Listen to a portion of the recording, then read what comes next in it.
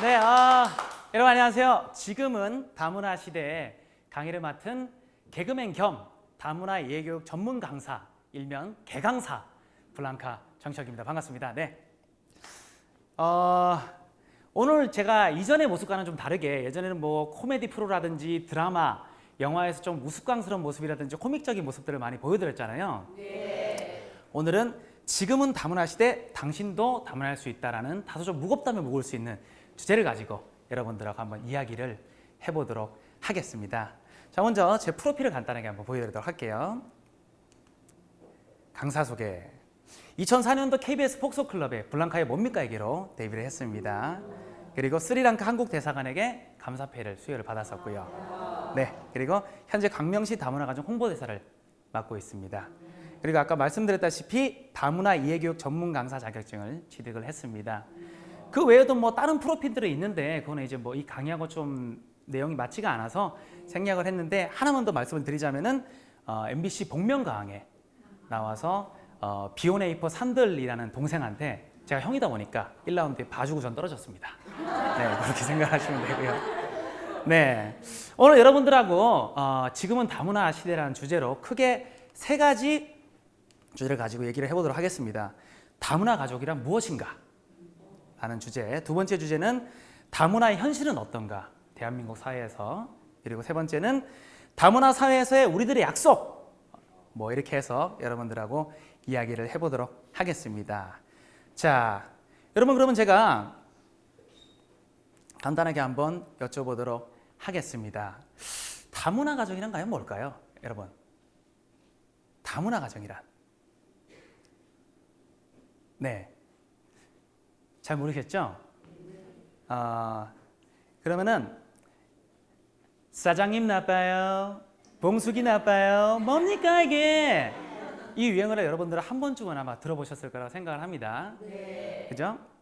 바로 스리랑카에서 온 외국인 노동자 블랑카가 한국 여성 봉숙이를 만나서 결혼을 해서 다문화 가정을 이루며 살면서 한국에서 겪게 되는 그런 다문화 가정으로서의 어떤 받게 되는 차별, 그리고 다문화 가정으로서 겪는 그런 편견들, 그리고 이해할 수 없는 한국 문화를 찝어서 이야기했던 그런 시사풍자 코미디였습니다. 네. 안녕하세요, 블랑카입니다. 저 한국 온 지 몇 년 됐어요. 한국에서 와이프 봉숙이 만나서 결혼도 했어요. 저 한국 회사에서 일하는데 사장님 맨날 일해라 임마, 일해라 임마 하면서 돈 조금밖에 안 줬어요. 저 너무 짜증났어요. 그래서 퇴근하려 하는데 회사에 표 걸려 있었어요. 사원을 가족같이 적혀 있었어요. 저 너무 짜증나서 가족의 가짜를 뗐어요. 뭡니까 이게? 사장님 나빠요. 네, 이런 개그였습니다. 당시 코미디를 보고 나서 많은 분들이 이 코미디를 보고 조금은 다문화 가정에 대한 그런 이해 폭이 좀 생겼다라고 말씀을 해주신 분도 계셨고요. 또 어떤 분들은 이 코미디 덕분에 한국에서 외국인 근로자의 어떤 처우가 좀 개선이 됐다라고 말씀을 해주신 분도 계셨고요. 또 어떤 분은 대한민국 최고의 코미디였어요. 시사풍자 코미디 1인자였어요. 라고 제 와이프 한 명이 또 얘기를 해줬습니다. 네. 그러면 여러분들 요즘 밖에 이렇게 외출을 하시다 보면은 외국인들을 많이 만날 수 있지 않습니까? 그죠? 다 쉽게 만나잖아요. 뭐 식당을 가도 그렇고 백화점에도 그렇고 버스에서도 뭐 대중교통에서도 그렇고 그죠? 그래서 제가 아까 여쭤본 것처럼 그러면은 그 중에서는 뭐 외국인도 있고 뭐 여행객도 있고 다문화 가정도 많이 있을 겁니다. 그러면 아까 제가 질문을 다시 한번 해보자면 다문화 가정이 과연 뭘까요, 여러분? 정의를. 자, 우리 남성분 한번 말씀을 해보시겠어요? 다문화 가정이란 과연 어떻게 생각하십니까? 편하게 말씀하시면 됩니다. 삶의 방식이 다른 것 같아요. 삶의 방식이 다른 분을 다문화 가정이라고 한다. 오, 또 네네네. 동남아 사람들과 네. 결혼한 동남아 사람하고 결혼한 가정을 다문화 가정이라고 한다. 오, 그래요. 또 다른 분들 계십니까? 자, 우리 저기는 어떻게 생각하십니까?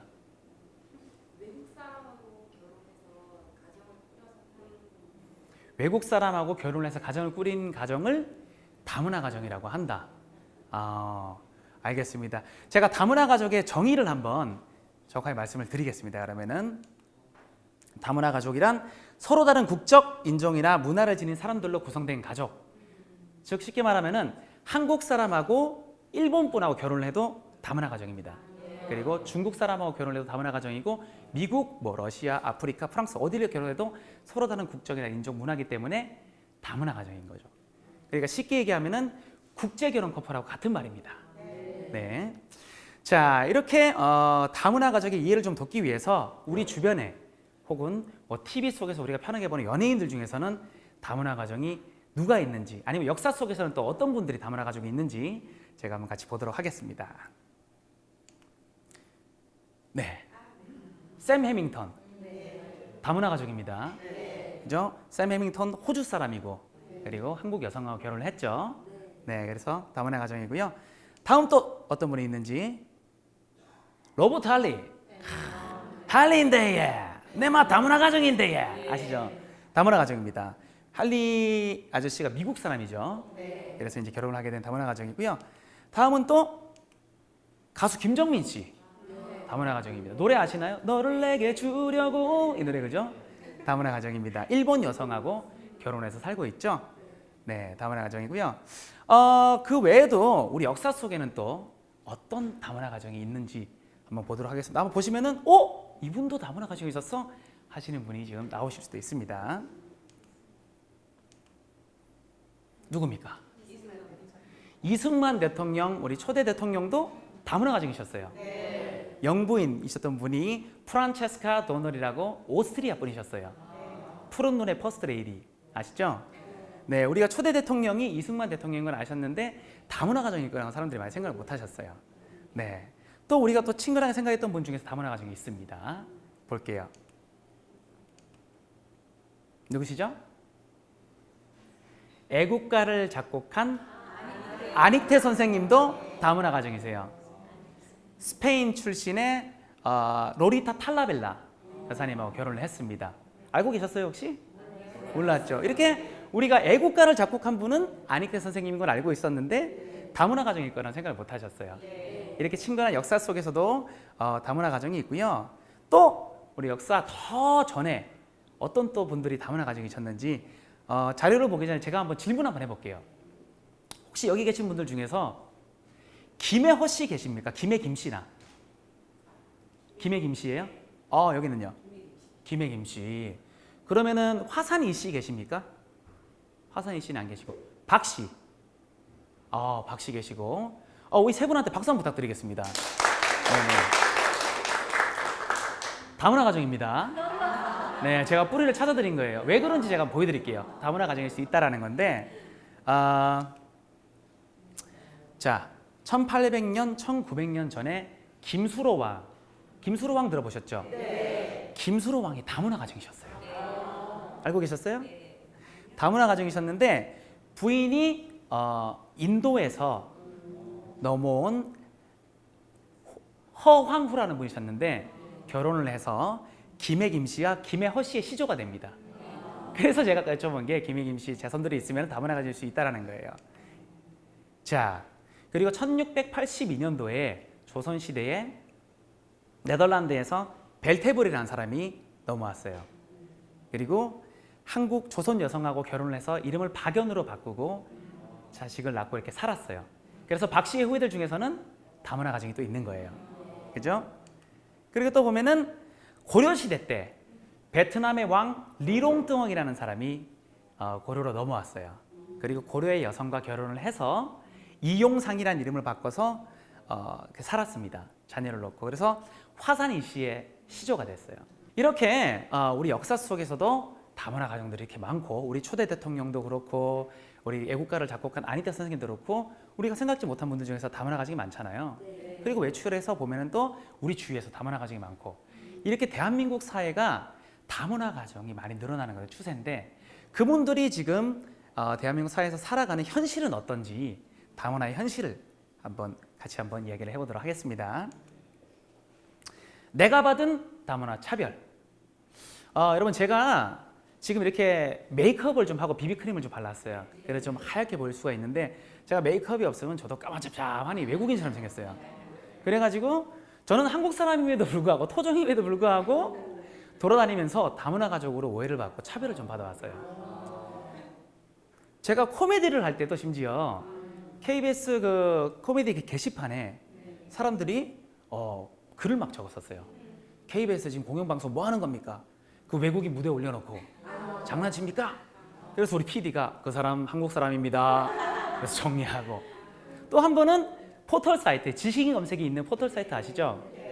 거기에 폭소클럽의 블랑카 씨 어느 나라 사람인가요? 라고 질문이 올라온 거예요. 그러니까 이제 거기에 첫 번째 리플 단 사람이 바보예요?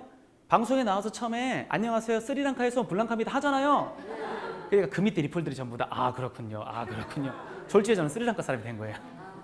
네, 이렇게 제가 오해를 받기도 하고 제가 실제로 외모가 그렇다 보니까 많은 차별을 받아왔는데요. 어떤 차별이 있었는지 한번 보도록 하겠습니다. 제가 개그맨이 되기 전에 서울에 이태원 있죠? 거기에 옷을 사러 많이 갔었어요. 근데 거기에 가면은 옷가게 점원 중에서 한 30% 정도는 당연하다는 듯이 무시하는 말들을 저한테 반말로 옹들어요. 들어가서 이렇게 옷 보고 있으면은 뭐 줄까? 이러는 거예요. 그래서 제가 예? 일단 좀 볼게요. 보고 나서 말씀드릴게요. 그러면 이제 말하는 거 딱 보면 아니잖아요. 그러니까 한국 분이셨어요? 죄송합니다. 저는 저 동남아 외국인인 줄 알고 네 이런 적도 있었고 또 한 번은 제가 몇 개월 전에 행사를 하러 갔어요. 개그맨을 행사를 하러 갔는데 이제 관계자들이 블랑카 씨 오셨다라고 하니까 이제 막 사람들이 막 오고 막 인사도 하고 하는데 어떤 젊은 친구가 저보다는 나이가 좀 어려 보였어요. 근데 젊은 남자애가 오더니 블랑카 왔다며? 하더니 어디 있냐? 진짜 블랑카네? 하더니 저한테 블랑카 안녕 반가워 이러는 거예요. 황당하잖아요. 저는 알지도 못하는 처음 보는 사람인데 그래서 제가 네? 이러니까 옆에 이제 관계자분들이 뭐 하는 거냐고 한국 사람이라고 그러니까 죄송합니다. 저는 방송에 나와가지고 스리랑카에서 블랑카입니다 하셔가지고 스리랑카 외국인인 줄 알았어요. 그렇게 얘기를 하는 거예요. 또 제가 사진을 하나 보여드리자면 지하철에서 어떤 할아버지를 만났습니다. 제가 너무 그날 기억이 너무 황당해가지고 사진을 이렇게 찍었어요. 거기 보니까 제가 지하철을 기다리고 있는데 어떤 할아버지가 종이를 이렇게 들고 오더니 이러더라고요 저한테. 그래서 제가 이거 종이를 봤어요. 그랬더니 막 이렇게 뭐 합정역 적혀 있고 신도림역, 수원역, 뭐 봉화성역 막 적혀 있더라고요. 이게 무슨 말인지 모르겠는 거예요. 그래서 이렇게 보고 있었어요. 보고 있었더니 할아버지가 갑자기 저 얼굴 싹 보더니 너 이 새끼 외국인이지? 외국이니까 한글도 모르고 우리말도 모르는 거 아니야? 그러는 거예요. 그래서 제가 아주 어르신 저 한국 사람인데 지금 이 종이에 무슨 말인지 몰라가지고 그래서 보고 지금 있었어요. 뭐 길 가르쳐 드릴까요? 라고 얘기를 했더니 수원역 가려면 어떻게 가야 돼요? 그러더라고요. 그래서 제가 이거 여기서 타지 마시고 이쪽으로 건너가셔서 타시면은 수원역 가실 수 있을 거예요 라고 말씀을 드렸어요. 근데 이 세 번의 경우에 제가 사실은 이 세 분들한테 말씀을 드리고 싶었던 게 뭐냐면 그리고 저는 괜찮아요. 기분이 그냥 나쁘지는 않는데 다음에 혹시나 진짜 외국 사람들을 만나면은 그분들이 무시하는 말투는 솔직히 어떤 느낌인지 알아들어요. 그러니까 존중을 좀 해주세요 라고 말씀을 드리고 싶었는데 이분들 개인의 문제는 아닌 것 같더라고요. 예, 사회에서의 어떤 그 인식 개선이 좀 덜 돼서 그런 게 아닌가라는 생각에 일단은 그냥 넘어갔었습니다. 예, 그래서 제가 받은 다문화 차별 뭐 이런 것들이 좀 있었고요. 그리고 제 주위에서 우리 다문화 가정 제가 이렇게 다문화 가정 뭐 형들이나 지인들이 되게 많거든요. 그분들이 실제로 겪었던 걸 저한테 이렇게 얘기를 해줬던 얘기를 실제 사례들을 한번 말씀을 드려보도록 하겠습니다. 제 친한 형 중에서요 미국 다문화 형이 있어요.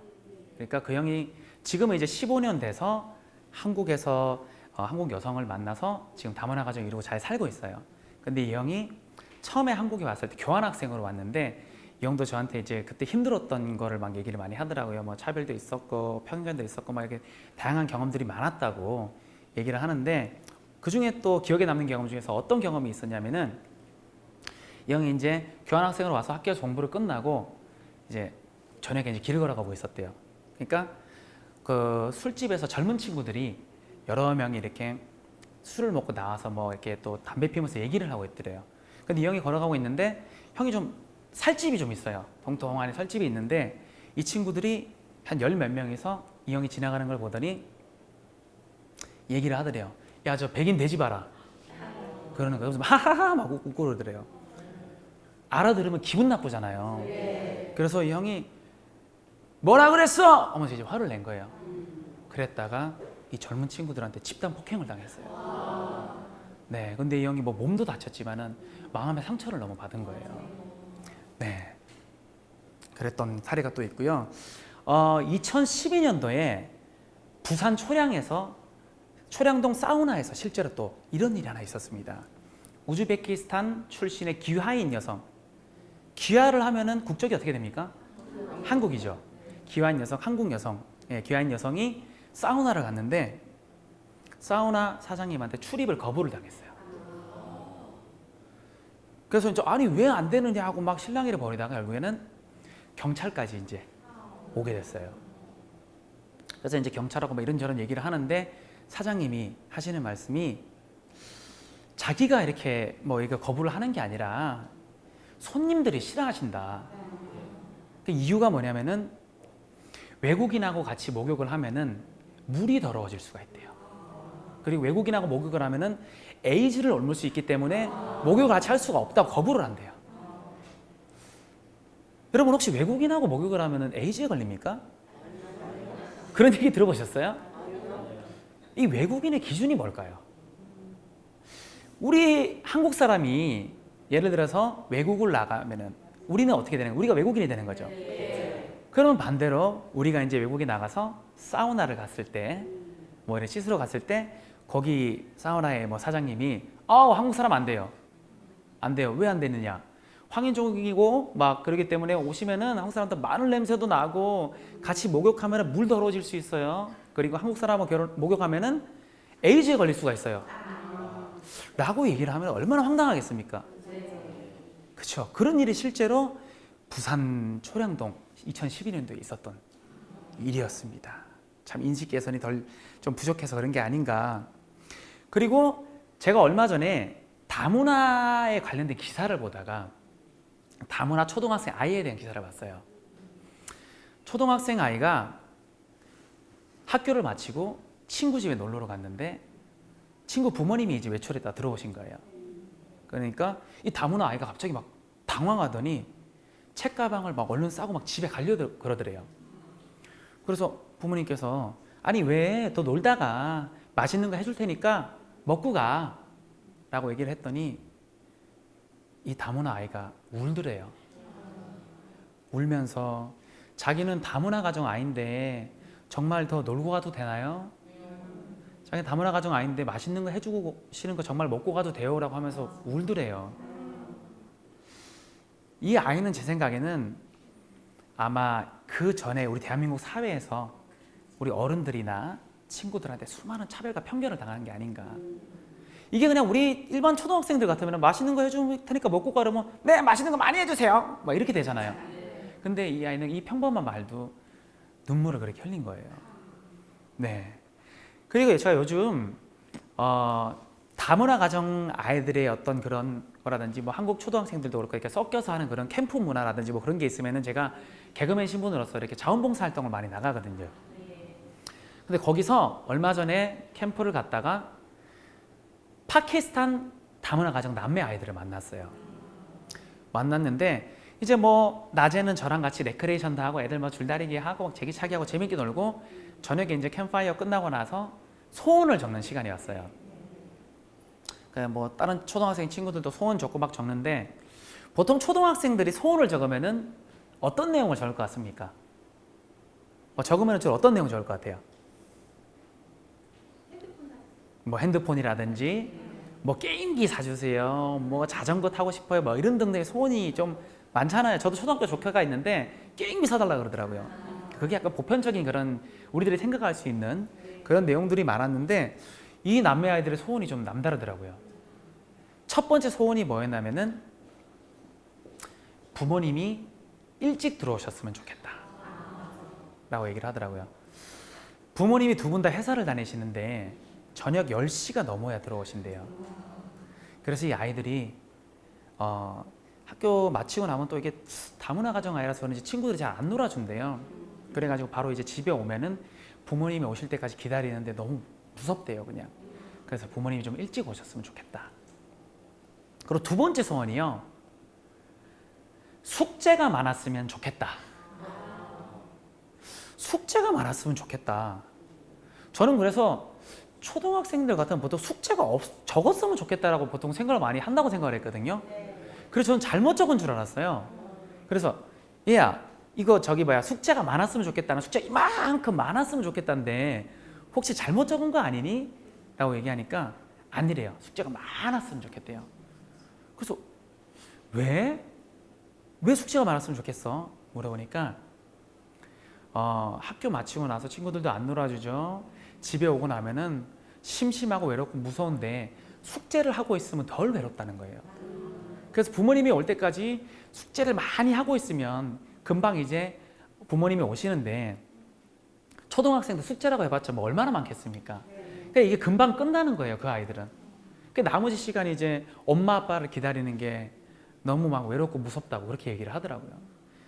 제가 이 소원을 보고 느꼈던 게 참 대한민국 사회에서 이 다문화 가정의 아이들 살아간다는 게 참 쉽지는 않구나 라는 걸 느낄 수 있었던 그런 일이었습니다. 자, 보시면 이렇게 우리 사회에서도 그렇고 또 우리 텔레비를 쉽게 보다 보면은 이 다문화 가정에 대한 편견과 차별 그리고 서양인 외국인에 대한 동남아 외국인에 대한 그런 나름의 또 편견과 차별이 은근 존재하고 있다는 걸 여러분 혹시 아실는지 모르겠습니다. 텔레비를 보다 보면은요, 제가 예를 한번 들여다볼게요. 서양인 외국인들이 방송에 나오면은 주로 어떤 내용으로 나오는 것 같습니까? 좀 신나고 재밌는 내용들이 많아요. 뭐 마이클의 한국 문화 탐방기, 맞아? 막 샘의 한국 김치 매워요. 김치 매워요. 그리고 막 존의 산낙지 무서워요. 뭐 존의 뭐 한복 너무 이뻐요 하고 막 널뛰기 하고 그렇죠. 서양 외국인들이 나오면 주로 이런 내용들이 많이 나옵니다. 근데 동남아 외국인들이 만약에 텔레비에 나오면 주로 어떤 내용이 나오는 것 같습니까? 제목부터가 일단 좀 어두워집니다. 잃어버린 코리안 드림. 그죠? 왜 베트남 처녀 땡땡 씨는 남편에게 매맞다 도망가야만 했는가? 왜 외국인 필리핀 청인 외국인 근로자는 임금을 받지 못한 채 고국으로 돌아가야만 했는가? 어둡습니다. 뭔가 동남아 외국인들도 방송에 나와서 막 김치 먹고 김치 매워요 하고 막 한복 입고 널뛰기 하고 널뛰기 재밌어요. 한국 문화 재밌어요 할 수 있는데 뭔가 약간 텔레비전 속에서도 이런 나름의 편견과 차별이 좀 존재하지 않았는가 라는 생각이 들었습니다. 서양 문화가요 우월한 것도 아니고 동남아 문화가 또 우월한 것도 아니고 문화는 다 존중받고 다 평등한 거거든요. 그렇지 않습니까? 네. 그래서 다양한 문화와 다양한 인종, 다양한 생각 누가 맞고 틀리고가 없다는 거예요. 이제 뭐 제가 문화를 깊숙이 설명드릴 수는 없지만은 간단하게 각 문화마다 얼마나 생각이 다르고 참 다양한 건지 맞고 틀리고 없다는 건지 숫자만 넣고 봐도 다르다는 걸 제가 숫자로 한번 설명을 좀 드려보도록 하겠습니다. 네, 나라마다 좋아하고 싫어하는 숫자, 문화마다 우리 대한민국은요 만약에 좋아하는 숫자가 있고 싫어하는 숫자가 좀 보편적으로 뭐 어떤 숫자를 좋아합니까? 대한민국은 7을 좋아하죠. 3 좋아하고 싫어한다면 어떤 숫자를 싫어하죠? 4를 대부분 보편적으로 싫어하죠. 근데 이게 우리 문화는 그래요. 근데 호주 문화는요 6을 싫어합니다. 네, 악마의 숫자라고 생각한대요. 네, 그리고 이란은 13을 싫어합니다. 불운의 숫자라고 합니다. 네, 그리고 이탈리아는 또 반대로 13을 좋아한대요. 그리고 17을 싫어한답니다. 라틴어로 죽음을 뜻한대요. 네, 또 중국은요 4를 싫어한다고 합니다. 발음이 스가 이제 중국말로 죽는다 뭐 그런 뜻이거든요. 싫어하는데 반대로 8을 굉장히 좋아합니다. 네, 그러면은 뭐 우리가 7을 좋아하고 뭐 이러니까 뭐 이 문화들은 다 틀린 겁니까? 잘못된 거예요? 다 똑같이 존중받아야 되는 그런 문화들인 거예요. 이렇게 숫자만 봐도 참 다양한 생각과 그런 것들이 존재한다는 거죠. 네, 여러분들이 조언한 숫자가 지금 제가 여쭤보면 다 다를 거란 말이에요. 그죠? 이래서 각자 다른 문화는 다들 존중받아야 된다라는 거.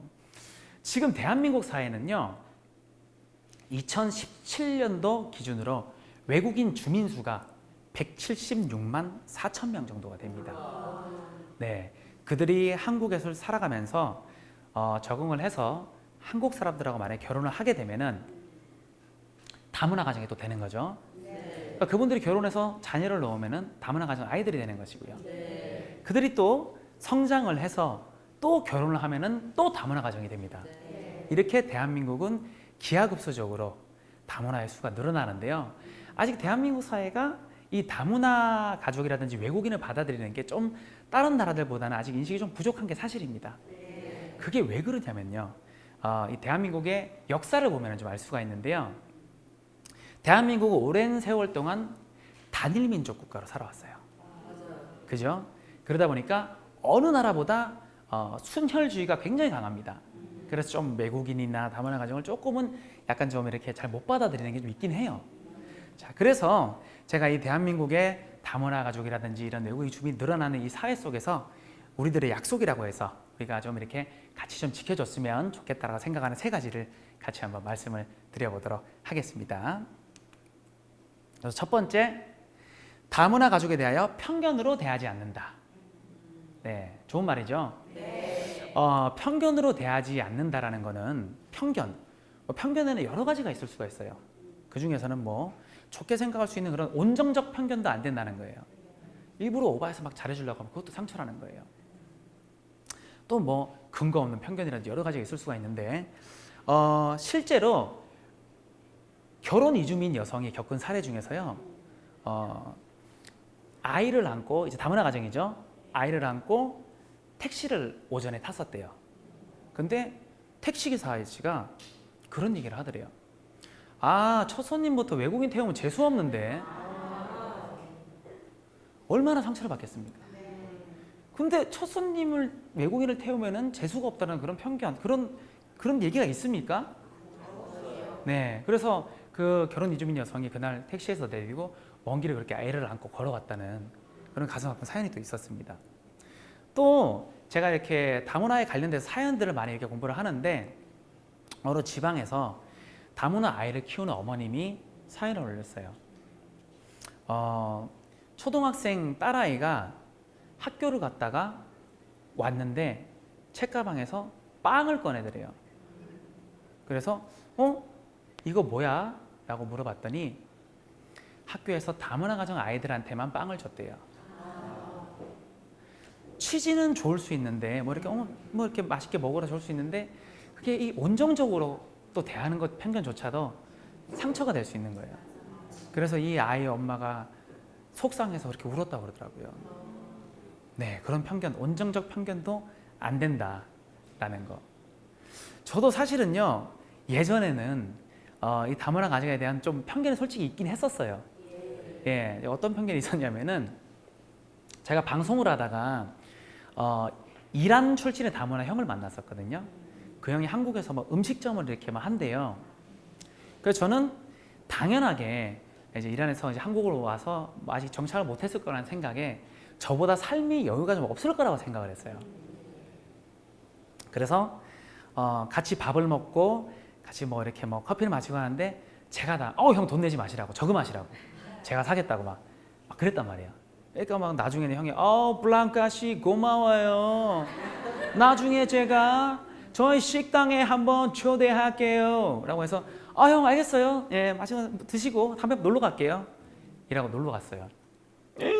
식당이 지하 1층부터 지상 2층까지 너무 잘 되더라고요. 저보다 잘 사는 거예요.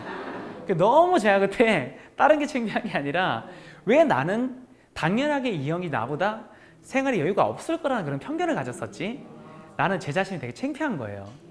그래서 편견으로 대하지 말자라는 주제를 얘기를 해봤었고요. 두 번째, 각자 다름을 인정하고 존중하자. 네, 그게 뭐 다름에 대해서는 뭐 각자 다른 문화를 인정해 줄 수도 있고요. 각자 다른 인종을 인정해 줄 수도 있고 다 존중하자는 거예요. 네. 그 다문화 가정 또 어떤 어머니가 아이들을 데리고 이렇게 외출을 했다가 속상한 사연이 또 올라왔는데 아이들을 이렇게 데리고 나갔는데 이렇게 사람들이 막 이렇게 모이더래요. 여기 또 다문화 가정 아이들인데 여긴 또 한국 사람들랑 똑같이 생겼네. 여긴 또 이름 보면 또 다르게 생겼네. 막 이렇게 무슨 동물원에 동물 구경하듯이 막 해서 어머니가 너무 속상하다고. 그냥 다문화 가정 아이면은 그냥 그렇게 인정해주고 존중해주면 되는데 뭐가 뭐 똑같이 생겼느니 어떤 분 다르니 그런 것조차도 얼마나 상처가 되겠습니까? 어머니 입장에서는. 그래서 너무 속상했다고 그런 사연이 또 올라왔던 일이 있었고요. 또 요즘 우리 대한민국에 보면은 다문화 가정이 늘면서 이제 학생들이 많이 늘 거잖아요. 다문화 가정의 학생들이 2017년도 기준으로 다문화 학생이 우리 대한민국에 10만 명 정도가 됩니다. 많죠. 그러면 이제 그 중에서는 다양한 문화를 가진, 다양한 나라에서 왔으니까 다양한 문화를 가진 그런 학생들이 많을 거잖아요. 그 중에서는 이제 말레이시아에서 어떤 여학생이 이슬람 문화를 가진 여학생이 학교에 이제 히잡을 쓰고 갔대요. 히잡을 쓰고 갔는데 이 친구들이 자꾸 놀린대요. 야, 히잡 이러면서 막 장난치고 놀린대요. 그걸 보면서 이게 참 학교에서도 비록 어린 친구들이지만 약간 그 다양한 문화에 대한 그런 이해와 존중의 그 교육이 좀 필요하지 않는가라는 그런 내용이었던 것 같고요. 또 이번에는 또 외국인 근로자 다양한 문화에 대한 얘기를 좀 하자면은 한국의 이슬람 문화권의 외국인 근로자가 한국으로 왔는데요. 문화적 충돌 때문에 힘들다는 그런 사연이 있었어요. 뭐냐면은 이슬람 문화는요, 하루에 5번씩 기도를 합니다. 시간이 어느 정도 정해놓고. 그래서 그 나라는요, 밖에 뭐 어디 외출하면 어디라든지 기도실이 따로 항상 준비가 돼 있어요. 시간이 되면 기도를 해야 되니까. 근데 이분이 이제 한국에 일하러 왔는데 한국 문화는 그런 게 없잖아요. 그러니까 이 이슬람 문화에 대해서 존중과 인정이 안 되고 그냥 우리나라 문화는 이러니 그렇게 하지 말라라고 우리 대한민국의 문화만을 강요를 당하는 거예요. 그러니까 얼마나 힘들겠어요. 그러다 보니까 좀 이런 충돌도 생기고 막 그래서 그런 힘들다는 사연이 올라온 거예요. 그래서 조금은 우리 대한민국 문화만 강요하지 말고 다른 문화에 대한 인정과 존중이 좀 필요하지 않는가라는 그런 사연이었던 것 같고요. 그래서 제가 아까 말씀드렸다시피 다문화 가정 아이들에 대한 어떤 봉사활동을 많이 나간다 그랬잖아요. 그래서 실천하는 게 하나가 있습니다. 뭐가 있냐면은 아이들 이렇게 만나면은 선생님, 선생님 뭐 텔레비 나온다면서요? 막 이렇게 애들이 막 앵겨요. 다들 순수하고 막 앵기고 막 장난도 치고 때리고 도망가고 막 이래요.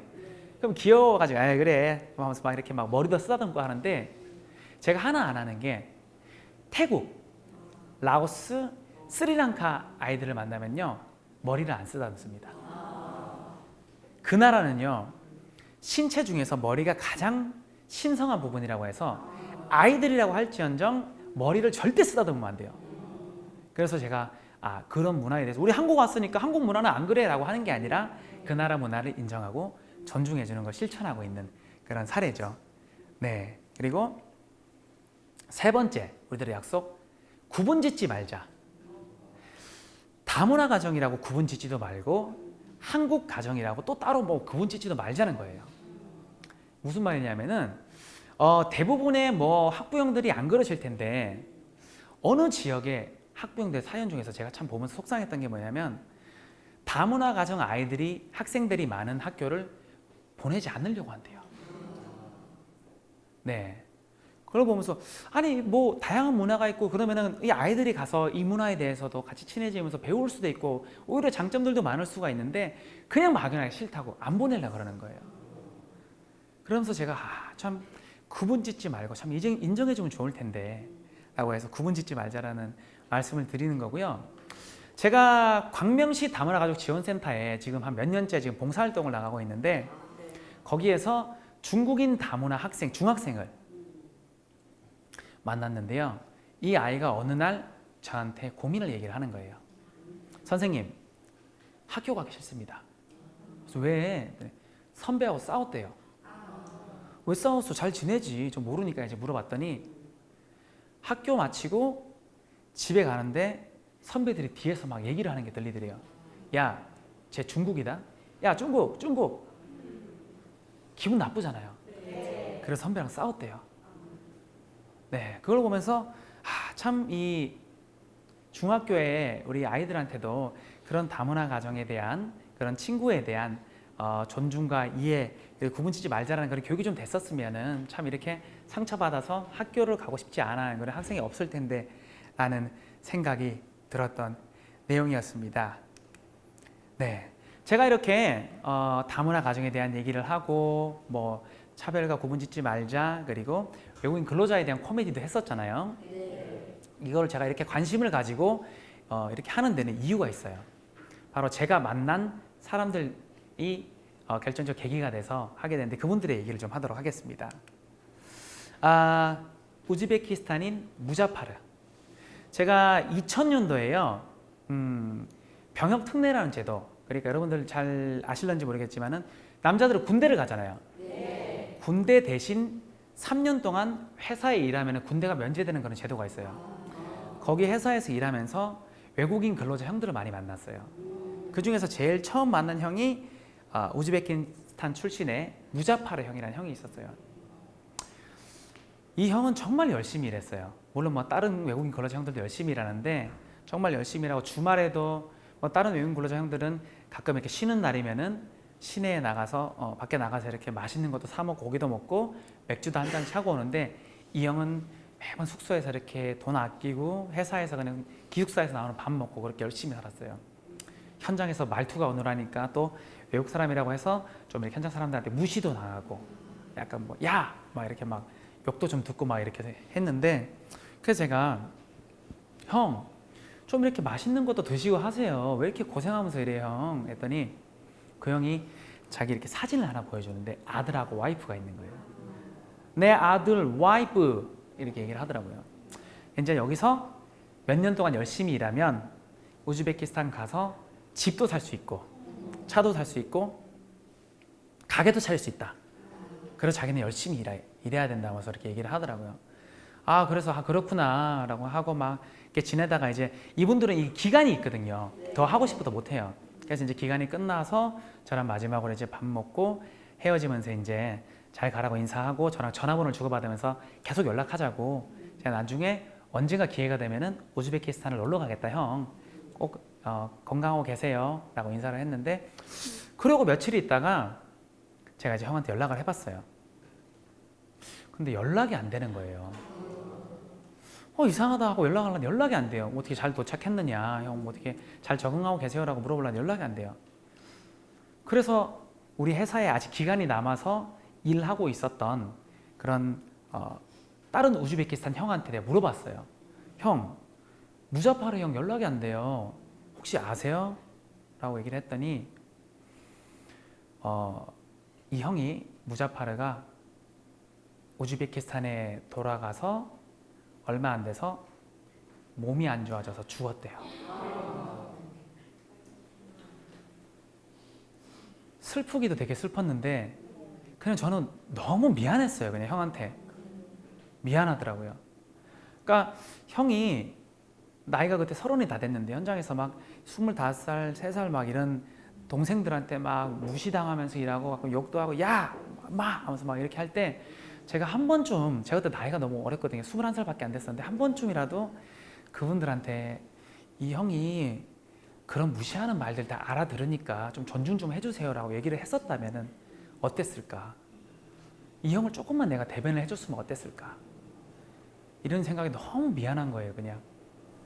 그래서 나중에 내가 이제 그 일을 계기로 기회가 된다면 언제든지 좀 이렇게 이런 쪽에 의식을 개선할 수 있는 일이 있다면 항상 내가 좀 힘을 써야 되겠다라는 생각이 들었던 일이었던 것 같습니다. 그래서 나를 이렇게 이쪽으로 관심을 가지게 했던 우즈베키스탄 출신의 무자파르 형 이야기였던 것 같고요. 또 우리 회사에 중국인 외국인 노동자 류치 아저씨가 있었어요. 이 아저씨는 그 중국 사람들 중에서 나이가 제일 많아서 한 50 몇 살이었나? 이랬는데 항상 보면 약간 좀 이게 표현이 맞는지 모르겠지만 우리가 막 장난치고 그러면은 막 하오 막 현장의 형들이 막 20몇 살밖에 안 되는 형들이 야마 막 이렇게 더 하오 막 이러고 되게 바보처럼 그러더라고요. 그래서 그냥 그런가 보다, 성격 좋은 아저씨인가 보다라고 생각을 했는데 어느 날 회사 마치고 공중전화로 가족들하고 통화를 하는 거 보고 제가 뭘 느꼈냐면은 우리가 이렇게 무시하고 편하게 대할 수 있는 이분이 자기 나라에서는 자기 가족들한테는 소중한 아빠일 수 있고 소중한 가장일 수 있구나 해서 제가 사람들한테 이 유치 아저씨 좀 이렇게 잘 좀 대해주세요 이렇게 얘기를 했는데 나중에 유치 아저씨가 제 코미디 하는 걸 보고 다른 조성적 친구를 통해서 연락이 온 거예요. 이 조성적 친구가 이제 제가 이 코미디를 하는 내용을 얘기를 해줬나 봐요. 그랬더니 고맙다고. 우리들이 지금 이제 한국을 떠났지만 그래도 우리들의 어떤 고생하는 내용들에 대해서 이렇게 신경을 써서 고맙다고. 그걸 듣는 순간 너무 뿌듯한 거예요. 그래서 앞으로 내가 진짜 이런 뿌듯한 마음이 들게 많은 이분들을 위해서 할 수 있는 거 좀 해보자 라는 생각이 들었던 그런 사연이었던 것 같고요. 제가 또 친하게 지낸 몽골인 다문화 형이 있는데요. 이 형이 처음에 한국 왔을 때 한국 여성을 만나서 이제 결혼을 하려고 그러는데 반대에 부딪혀가지고 결혼을 바로 하지는 못했어요. 그래서 이제 혼인신고를 해야지 정식으로 인정을 받는데 그게 아니면은 뭐 정확하게 모르겠지만 이게 체류 기간과 여러 가지 좀 복잡한 문제가 있나 보더라고요. 그래가지고 이 혼인신고를 못하다 보니까 약간 불법 체류자 신분이 뭐 될 위기에도 놓이고 막 이랬었나 봐요. 그래서 이제 이 형이 저한테 만나자 그래서 막 블랑카 씨 뭐 이러이러한 부분이 너무 힘듭니다. 혹시 주위에 아시는 분이 없냐 뭐 이렇게 물어보기도 하고 해서 형 뭐 제가 어떤 부분을 도와드릴 수 있겠습니까? 라고 하고 했는데 제가 사실은 법적으로는 이 형이 어떤 뭐 체류 기간 문제나 이런 걸 도와주지는 못했는데 나중에 결국에는 여성분하고 허락이 돼서 결혼을 해서 가정을 이루게 됐는데 그러고 나서 형이 저한테 그러더라고요. 너무 고맙다고. 형 나는 뭐 형 그거를 해결해 주지도 못했는데 뭘요라고 얘기를 했더니 그냥 블랑카 씨가 나 이렇게 내가 힘들다고 뭐 이런 부분을 막 고민을 얘기할 때 그럴 때 만나주기만 했을 거라도 자기한테는 되게 큰 힘이 됐다고. 그래서 자기는 지금 너무 잘 살고 있다고 그런 얘기를 해서 나중에는 뭐 이 형 돌잔치 때도 내가 가서 사이도 보기도 했고 했었는데 그때 느낀 게 내가 뭐 이렇게 돈을 뭐 이렇게 줘서 도와주거나 아니면 내가 다른 걸 어떤 걸 해주거나 이게 아니라 이렇게 다문화 가정이 된다는 게 쉽지가 않은데 이때 내가 그냥 만나서 이 형의 얘기를 들어주고 뭐 그럼 제가 어떤 분 할 수 있게 이렇게 따뜻한 말 한마디라도 할 수 있다는 게 이런 한국에 살아가는 다문화 가정 형들이나 뭐 친구분들한테 얼마나 큰 도움이 되는지 느낄 수 있었던 그런 내용이었던 것 같습니다. 세계의 다문화 가족 간단하게 좀 좋은 예를 좀 들어보자면은 선진국은요 다문화 가족이 뭐 차별이 어떻다 저떻다 얘기할 것도 없이 너무나 이 다문화 사회가 잘 돼 있어요. 간단한 예를 들어보자면은 여러분 테슬라의 최대 주주 앨런 머스크라는 사람이 있는데요. 이 사람은 뭐 전기 자동차 알죠? 그것도 엄청나게 개발해서 만들고 막 미 항공우주국 뭐 나사보다 더 대단한 로켓을 민간인 신부로 만들어서 막 쏘고 엄청 대단한 사람이에요. 미국에 살고 있는데 이 사람이 출신이 남아프리카 공화국 출신입니다. 그래서 성인이 돼서 미국으로 넘어온 이민자 출신이에요. 만약에 이 사람이 미국에서 뭐 우리나라처럼 이렇게 막 이주민 출신이라고 해서 막 이렇게 차별을 받았다면은 이렇게 성공할 수 있었을까요? 아마 그냥 앨런 머스크도 사장님 나빠요 하고 그냥 남아공으로 떠났을지도 모르는 그러는 겁니다. 그죠? 예, 그리고 또 다른 뭐 예 중에서 뭐 유명한 축구 선수 지단도 있고 하인스 워드. 여러분 하인스 워드 아시나요? 네. 아시죠? 미국인 흑인 아버지와 한국인 어머니 사이에서 태어난 세계적인 미식 축구 선수. 이분도 다문화 가정 출신인데 마찬가지로 차별을 받고 뭔가 받아들여지지 않고 막 너는 뭐 다문화 가정이기 때문에 운동 안 돼 뭐 이런 식으로 차별을 받았다면은 어떻게 됐겠습니까? 지금의 최고의 선수 하인스 워드는 없고 코치님 나빠요 하고 그냥 떠났을 그렇겠죠. 네, 세계인권선언문 제2조를 같이 한번 보도록 하겠습니다. 모든 사람은 피부색, 언어, 종교적 견해 또는 그 밖의 출신, 민족 또는 사회적 출신의 높낮음, 재산의 많고 적음, 혈통이나 가문, 그 밖의 지위 등의 어떠한 구분도 없이 이 선언에 나와 있는 모든 권리와 자유를 누릴 수 있다. 이게 세계인권선언문에 나와 있는 내용입니다. 네, 여러분 대한민국 사회는요 앞으로 더욱더 외국인 주민이 늘어갈 거고 더욱더 다문화 가족 수가 늘어날 겁니다. 그들이 피부색이 다르다고 사우나에서 쫓겨나는 나라가 아닌 말투가 어눌하다고 무시받는 나라가 아닌 다문화 가정 아이가 친구 집에서 눈치 보듯 도망가는 그런 나라가 아닌 무지개의 7빛깔의 각자 개성의 빛을 내듯 그래서 어우러져서 7개의 아름다운 무지개 빛이 되듯 각자 나름 개성을 존중받고 인정받는 사회 그런 다문화 사회, 다문화 세상 무지갯빛 대한민국이 되었으면 좋겠습니다. 지금까지 다문화 예교육 전문 강사 개그맨 브랑카 정철기였습니다. 감사합니다.